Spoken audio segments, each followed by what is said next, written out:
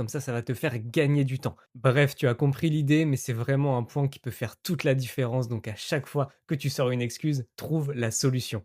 Quatrième erreur que je vois très souvent aussi, c'est que tu attends la motivation pour passer à l'action. Et ça, c'est une erreur. Plein de fois, on me dit, quand je serai motivé, je vais commencer.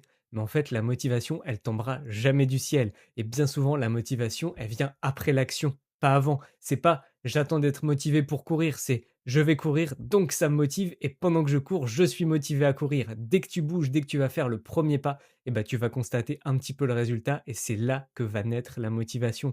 On dit souvent que c'est le premier pas qui est le plus dur à faire. Et une fois que tu auras fait celui-là, tu auras déjà fait un grand pas justement. Et vraiment, n'attends pas la motivation parce que si tu attends la motivation pour faire les choses, bah, ça veut dire que tu vas pas passer à l'action tout le temps. Donc pour l'alimentation, pour le sport, si tu attends d'être motivé, bah, peut-être que tu vas faire les choses qu'un jour sur deux. Donc tu n'auras jamais de résultat et tu n'atteindras jamais tes objectifs. La motivation, c'est bien.